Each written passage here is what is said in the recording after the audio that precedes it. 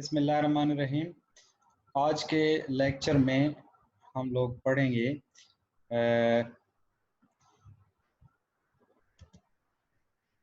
आज के लेक्चर में हम लोग देखेंगे सोडियम क्लोराइड का स्ट्रक्चर और उसके साथ साथ सीजियम क्लोराइड का स्ट्रक्चर। ये ऑलमोस्ट आखिरी टॉपिक होंगे इस चैप्टर के।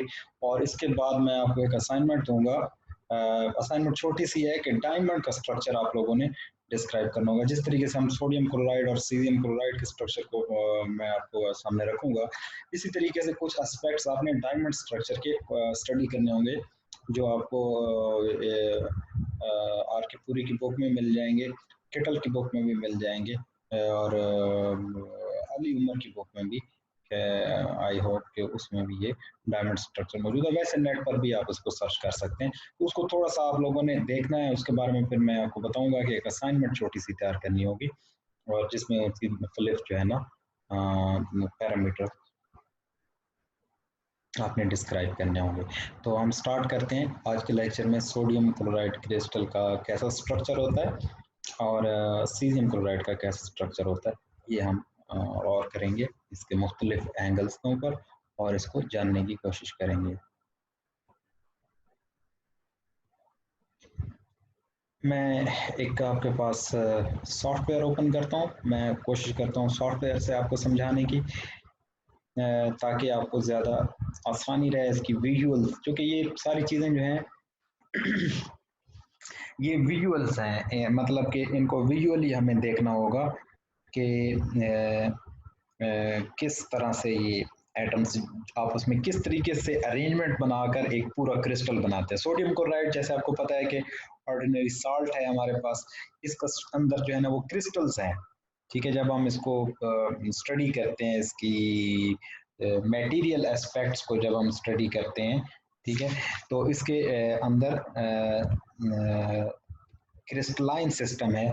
और वो क्रिस्टलाइन सिस्टम किस तरह का है वो आपको यहाँ पर नज़र आ रहा है ग्राफिक्स के अंदर, कि ये इस तरीके से आपके पास बुनियादी तौर पर जो है ना वो सोडियम क्लोराइड का क्रिस्टल है।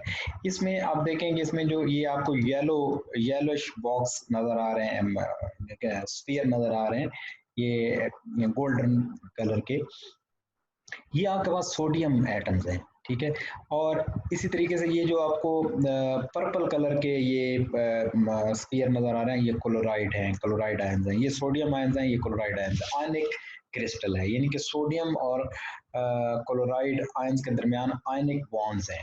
ठीक है, सोडियम जो है वो Na पॉजिटिव होता है और जो क्लोराइड है वो Cl नेगेटिव है। ठीक है, तो इस तरीके से ये सोडियम और क्लोराइड के दरमियान आयनिक बॉन्ड करता है, इस वजह से हम इसको आयनिक क्रिस्टल भी कह सकते हैं। तो बेसिकली इसमें क्या होता है कि ये दो FCC लैटिसेस को जोड़ा जाता है, यानी कि बुनियादी तौर पर आपके पास अगर हम इन क्लोराइड एटम्स आयंस को हटा देते हैं यहाँ से, तो जो सोडियम का जहाँ पर स्ट्रक्चर बनता है वो फेस सेंटर्ड क्यूबिक होता है। जैसे मैं आपको पहले एक्सप्लेन कर चुका हूँ कि फेस सेंटर्ड क्यूबिक क्या चीज़ है। फेस सेंटर्ड क्यूबिक ऐसा है कि एक क्यूब है और उस क्यूब की सारी जो फेसेस है, मतलब उसका टॉप है, बॉटम है, राइट फेस है, लेफ्ट है, अप है, डाउन है, हर तरफ बॉक्स के मिडल में भी एक लैटिस पॉइंट हो, तो हम ऐसे लैटिस को क्या कहते हैं? फेस सेंटर्ड क्यूबिक लैटिस कहते हैं। क्यूबिक होता है और हर फेस के ऊपर एक लैटिस पॉइंट होता है। अगर हम क्रिस्टल की बात करेंगे तो हर फेस के ऊपर एक एटम होगा या मॉलिक्यूल होगा, तो उस सूरत में हम उसको क्या कहेंगे? Face centred cubic. हमने दो बुनियादी जो है ना वो वैसे थोड़े ज्यादा हैं, लेकिन दो बुनियादी हमने कहा था कि सिंपल क्यूबिक को हम मोस्टली दो हिस्सों में कन्वर्ट करते हैं। एक हमारा है फेस सेंटर्ड क्यूबिक, दूसरा क्या है? Body centred cubic. Body centred cubic में क्या होता है कि जो बॉक्स की बॉडी है उसके मिडल में भी एक जो है वो लैटिस पॉइंट या एटम होता है। ठीक है ना, तो वो बॉडी सेंटर्ड क्यूबिक होता है। लेकिन अगर मिडल में कोई कुछ ना हो, ठीक है, और फेस सेंटर्ड क्यूबिक क्या होगा कि हर फेस के सेंटर के ऊपर एक लैटिस पॉइंट या एटम होगा, तो उस सूरत में हम उसको कहेंगे फेस सेंटर्ड क्यूबिक। यहाँ पर क्या है कि यहाँ पर ये सोडियम का एक फेस सेंटर्ड स्ट्रक्चर है, और फिर क्लोराइड का सोडियम से a/2 डिस्टेंस, यानी कि अगर एक लैटिस वेक्टर ए हो, यानी कि एक एटम से लेकर अगर हम इसको ओरिजिन मान लें तो अगले तक जो आपकी लेंथ हो वो a के बराबर हो, जिसको हम क्रिस्टलोग्राफिक एक्सिस कहते हैं। तो अगर ये a हो तो वो a/2 के ऊपर एक और आप कह लें कि a/2 सेंटर के ऊपर हम फर्दर एक ड्रॉ करें क्लोराइड की क्रिस्टल, ठीक है होंगे। ये फिर आगे periodically वेरी कर रहे होंगे, आगे हर तरफ हर डायरेक्शन में ये जा रहे होंगे।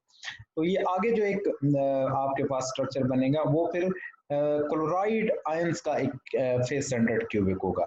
तो एक हमारे पास सोडियम आयंस का फेस सेंटर्ड क्यूबिक है जो कि ये सामने आपको नजर आ रहा है। एक अगर हम इसको फर्दर आगे ड्रा करें तो क्लोराइड आयंस का एक और फेस सेंटर्ड क्यूबिक होगा। तो बेसिकली जो सोडियम क्लोराइड का स्ट्रक्चर है वो दो फेस सेंटर्ड क्यूबिक को मिला के बनाया गया है। एक face centred cubic let's suppose ये 0 पर इसका सेंटर है, हम कह लेंगे यहाँ 0 पर ये सेंटर्ड है। तो दूसरा कहाँ पर होगा, a/2 पर सेंटर्ड होगा। तो दो फेस सेंटर्ड क्यूबिक जब मिलेंगे, एक 0 पर ओरिएंटेड और एक 0 पर प्लेस्ड और एक a/2 के ऊपर प्लेस्ड फेस सेंटर्ड क्यूबिक को जब हम मिलाएंगे तो हमारे पास सोडियम क्लोराइड का क्रिस्टल बनेगा। अब मैं आपको दिखाता हूँ कि कैसे जो है ना ये दो फेस सेंटर्ड क्यूबिक है। फॉर एग्जांपल मैं पहले ये कहता हूँ कि मैं क्लोराइड आयंस को यहाँ पर शो नहीं करता पिक्चर में, सिर्फ सोडियम को शो करता हूँ।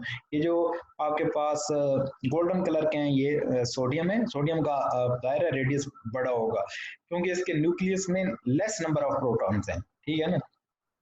आप पीरियोडिक टेबल में देखें तो सोडियम लेफ्ट साइड पर है और उसमें नंबर ऑफ प्रोटॉन्स कम है। नंबर ऑफ प्रोटॉन्स कम होगा तो रेडियस बड़ा होगा क्योंकि न्यूक्लियस की ग्रिप कम होगी, न्यूक्लियस कम फोर्स से अट्रैक्ट कर रहा होगा इलेक्ट्रॉन को, तो इस वजह से इलेक्ट्रॉन दूर दूर प्लेस्ड होंगे, तो इस वजह से उसका रेडियस क्या होता है, बड़ा है। और क्लोराइड आयन में ज्यादा नंबर ऑफ प्रोटॉन्स है, न्यूक्लियस हैवी है, तो आप कह लें कि इसमें इसका रेडियस कम होता है, ठीक है ना, क्योंकि ये ज्यादा टाइटली बाउंड होता है। अब मैं अगर इसमें क्लोराइड आयन को खत्म कर देता हूँ, सिर्फ सोडियम को सामने रखता हूँ ताकि आपको पता चले कि क्या सोडियम नजर आए कि क्या ये फेस सेंटर्ड क्यूबिक है भी या नहीं है। तो आप देखें कि यहाँ पर ये देखें, ये सोडियम फेस सेंटर, जब सिर्फ सोडियम है।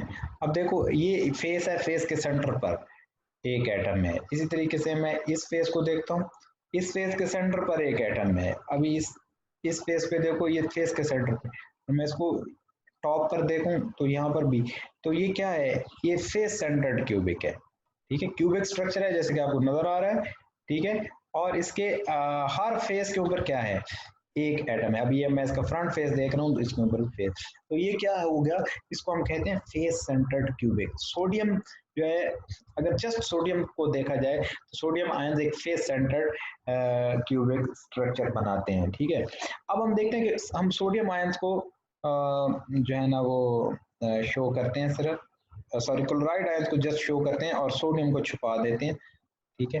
अब ये देखें, अगेन क्या है, ये भी एक फेस सेंटर्ड क्यूबिक बना रहा है, यानी इसके फेस के सेंटर पर एक क्यूब बन रहा है, ठीक है।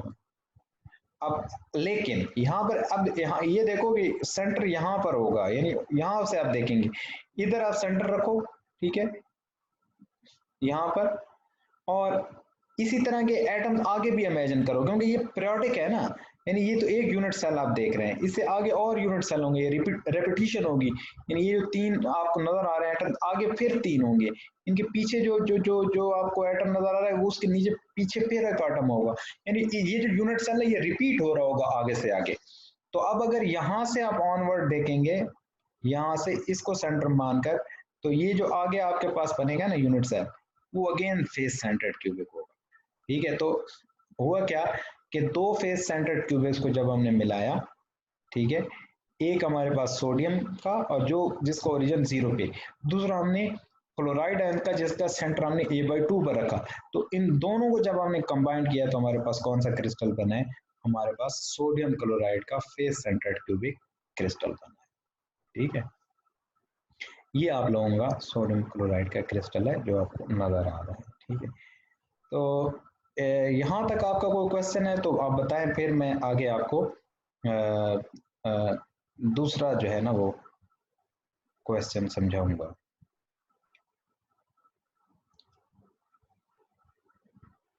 जी, किसी का क्वेश्चन है तो हैंड रेज कर दें।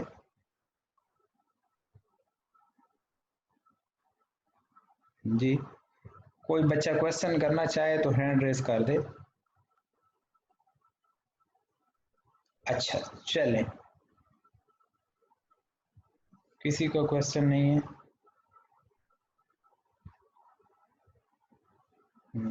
किसी ने हैंड रेज नहीं किया, चलें, नो प्रॉब्लम, हम इसको आगे चलते हैं। नेक्स्ट जो है हमारे पास स्ट्रक्चर, वो है,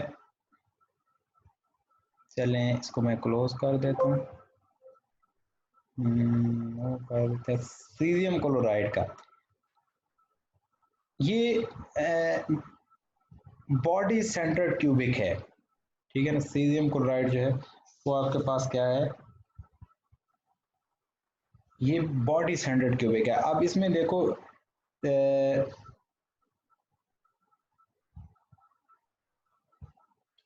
ये जो आपको है ना लाइट ग्रीन से एटम्स नजर आ रहे हैं, ये सीजियम एटम है, ये वाले सीजियम है। और इस क्यूब के मिडल में यानी बॉडी के सेंटर पर एक क्लोराइड एटम नजर आ रहा है, तो ये कौन सा यूनिट सेल हो गया, ये बॉडी सेंटर्ड क्यूबिक हो गया, ठीक है ना।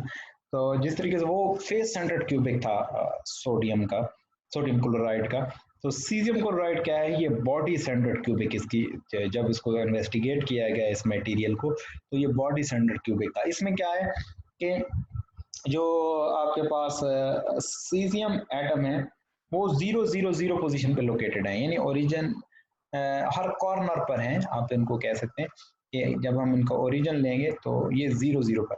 और ये जो है क्लोराइड, इसकी अगर आप डायरेक्शन निकालें तो ये एक्स एक्सिस पर भी हाफ पर है, अगर ये पूरी लेंथ 1 हो तो ये हाफ पर है, वाई एक्सिस पर भी हाफ पर है, और जी एक्सिस पर भी हाफ पर है, यानी एक्स वाई और जी तीनों में हाफ हाफ। तो इसकी पोजीशन हो गई हाफ हाफ हाफ, ठीक है।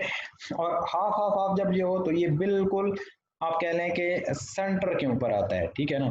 इसी वजह से हम इसको इस जो स्ट्रक्चर है इसको हम कहते हैं बॉडी सेंटर्ड क्यूबिक, ठीक हो गया। तो ये हमारे पास आज के दो स्ट्रक्चर थे, एक फेस सेंटर्ड क्यूबिक, दूसरा बॉडी सेंटर्ड क्यूबिक। अब आप लोगों का जो असाइनमेंट है वो ये है, या आप लोगों ने दो स्ट्रक्चर आप लोगों ने देखने हैं, ठीक है ना।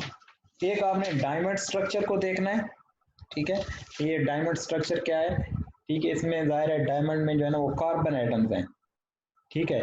और उनमें आप देख सकते हैं कि वो कौन कौन से के, ये अभी मैं बताऊंगा तो फिर फायदा नहीं होगा असाइनमेंट का। आपने सिर्फ ये देखना है कि उनमें कहाँ कहाँ वो एटम लाई करते हैं, उनकी जो है ना किस तरीके की डायग्राम बनेगी, क्या वो एफसीसी हैं या एफसीसी हैं, तो उस कैसे कैसे जोड़ा गया है मुख्तलिफ एफसीसी को, ठीक है।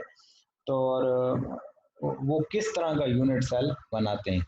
तो ये दो तीन चार चीजें हैं जो आप लोगों ने डायमंड स्ट्रक्चर में देखनी है। और इसी तरीके से आपने जिंक सल्फाइड स्ट्रक्चर देखना है, ठीक है ना। ये भी एक बिल्कुल ही जो है ना वो मिलता जुलता है, ठीक है, इतना मुश्किल नहीं है। तो ये दो जो स्ट्रक्चर हैं इनको आप लोगों ने थोड़ा सा पढ़ना है, इनको समझने की कोशिश करनी है। तो बस इसके साथ ही हमारा जो फर्स्ट चैप्टर है वो तकरीबन मुकम्मल हो गया है। नेक्स्ट वीक इंशाल्लाह हम लोग चैप्टर 2 को पढ़ने की कोशिश करेंगे। फर्स्ट चैप्टर में आप लोगों ने जो जो मैंने लेक्चर दिए हैं उनको समझने की कोशिश की करनी है। हाँ, इसमें एक दो चीज़ें हैं, जिस तरीके से पैकिंग फ्रैक्शन है या कुछ मैथमेटिकल स्टेप्स जिनमें ज़्यादा हैं, तो वो मैंने सोचा है कि जैसे हमारी क्लासेस रीओपन होगी तो मैं ज़्यादा डिटेल में वो आपको समझाऊंगा, क्योंकि उसमें कुछ मैथमेटिक्स करने वाली है, और यहाँ पर जो है मैथमेटिक्स को ज़्यादा डिटेल में समझाना ऑनलाइन क्लास में तो वो मेरे लिए पॉसिबल नहीं है। तो इस वजह से जो है ये चीज़ें हैं। अब कोई और क्वेश्चन है किसी का तो मुझसे पूछ ले।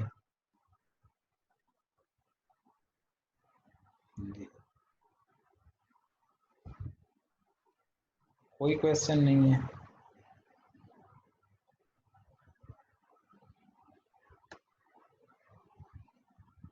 जी जी जी, क्वेश्चन जी, फयाज हुसैन। अस्सलाम वालेकुम वालेकुम सर जी। सलाम।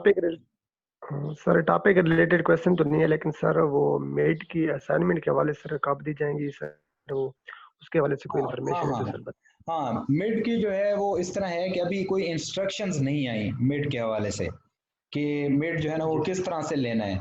तो आप लोग इससे के हवाले से ज़्यादा परेशान नहीं होना आपने।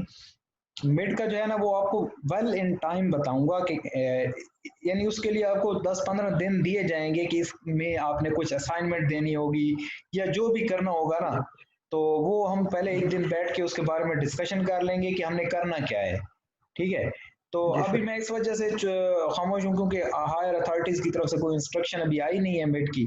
तो जैसे ही कोई वो जी इंस्ट्रक्शन आती है ना तो वो कर लेंगे। या ये भी मुमकिन है कि फाइनल के साथ ही एक ही एग्जाम ले लिया जाए, दोनों चीजें मुमकिन है। ठीक है ना। तो इस हवाले से आपको कोई ज्यादा परेशान की जरूरत नहीं है। हाँ, जो टॉपिक्स पढ़े हैं वो आप एक दफा रिवाइज करते रहे। पहला चैप्टर ऑलमोस्ट हमने पढ़ लिया है। जी सर। जी। Okay okay sir, thank you sir. Most well.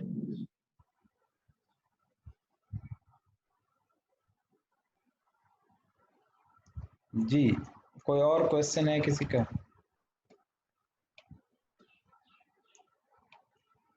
चलें चलें, सही है। ओके ओके, फिर इंशाल्लाह नेक्स्ट वीक क्लास होगी। कल जो है ना शायद क्लास ना हो सके, मेरी थोड़ी मसरूफियत है। तो इंशाल्लाह नेक्स्ट वीक जो है वो फिर हम क्लास